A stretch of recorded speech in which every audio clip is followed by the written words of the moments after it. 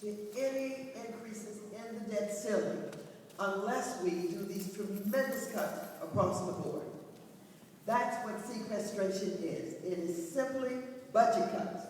We have not seen anything quite like this before, and if these budget cuts take place, we will feel it in all of our communities. And so, in 2011, I voted against the Budget Control Act. If the cuts are left in place, the impacts will only get worse next year. According to the nonpartisan Congressional Budget Office, failing to replace the sequester will mean up to 1.6 million fewer jobs by this time next year. Furthermore, sequestration will have a devastating impact on federal agencies and programs that affect all of our lives. These cuts would force children out of Head Start, kick seniors off Meals on Wheels, and slash critical investment in research and technology. Already, because these cuts started in March, 57,000 children are denied Head Start program. Already. Congress must also approve a 2014 budget that will fund the government beyond September 30th, the last day of fiscal year 2013. Without an agreement by October 1st, the government will be forced to shut down. Shutting down the government could impact everything from when our men and women in uniform are paid, to the review of Social Security and veterans' disability claims, to new federal loan guarantees for home buyers. It is critically important that Congress take action to continue funding the government and replace the harmful and unnecessary sequestration.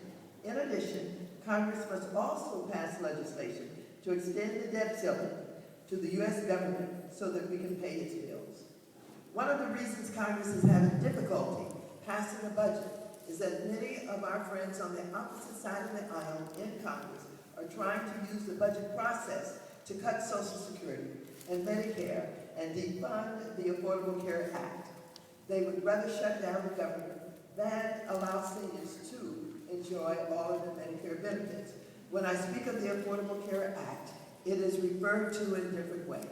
You now know it is called ObamaCare. When it was first called ObamaCare, it was meant to be negative. When the president heard it, he liked it, and he adopted it for his own. And so now it is Affordable Care Act, but really ObamaCare. Last spring, House Republicans passed a budget that would have turned Medicare into a voucher program, and their most recent budget proposal would have continued sequestration and defunded ObamaCare or the Affordable Care Act. Of course, I oppose both of these budgets. I see myself as always voting to protect Social Security and Medicare for seniors in my district and throughout the United States. And I will always oppose efforts to repeal and defund the Affordable Care Act as we know it. The Affordable Care Act is a historic step forward for our country, just as Social Security provided a decent income for elderly and disabled Americans, and Medicare guaranteed access to high-quality health care to our seniors and persons with a disability. The Affordable Care Act stands for health security for working families and strong consumer protections to all Americans. In taking this step forward, President Obama and those of us who supported this law's passage have faced an unprecedented barrage of attacks on the law. So many of these attacks are false. Now, having said that, I am often reminded that when we first instituted Social Security, there were a lot of wrinkles in it. And we continue to work to improve it so that it worked for most Americans. And we anticipate that we have to make some changes or modifications or to tweak some of what's done in this law to make sure it is doing exactly what it was intended to do.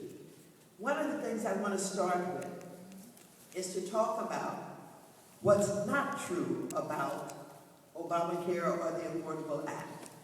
Many of you have heard the debates that are going on in Washington. You've watched the talking heads on television, and much of the information that you may hear is misleading. and it is not true. Let me just try and identify a few of the misinformation, a bit of the disinformation that you may have heard. The ACA does not force Americans into a health plan they do not want. People choose their own doctors and their own plan. I think it's important for everybody to know that if you have insurance, you like it, you keep it. Nobody is going to force you to do away with your insurance, get out of your insurance policy. Many people have insurance, they like it, and you keep your insurance. This law has nothing to do with whether or not you are able to keep your own insurance. The law does not force small businesses out of business by forcing new mandates on them. Businesses with fewer than 50 full-time employees are required to do absolutely nothing. This bill strengthens Medicare and Medi-Cal. It does not undermine these pillars of our community. In fact, Medicare benefits are expanded. The law does not raise taxes on families making less than $250,000 a year.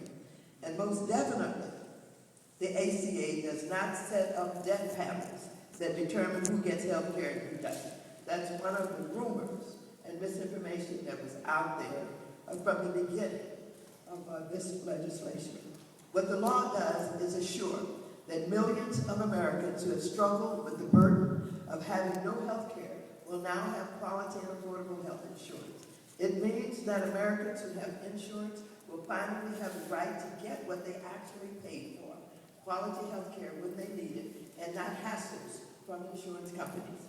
With the help of Covered California, which has established our state as the leader on gaining the benefits of the new law, we'd like to talk about what our residents can do starting October 1st.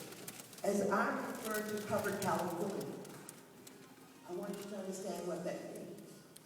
When this law was adopted, the states have decided to implement it in different ways, but the basic law is what they're implementing. In California, they created something called Covered California. They created a department that has the sole responsibility for implementation of the law to make sure it is carrying out the mission that was intended. And so, when we refer to Covered California, we're talking simply about California and not about all of the states and the way that they will implement it. If a family or person makes less than 130% of the poverty level, they can enroll in Medi-Cal and pay essentially no co-pays or deductibles.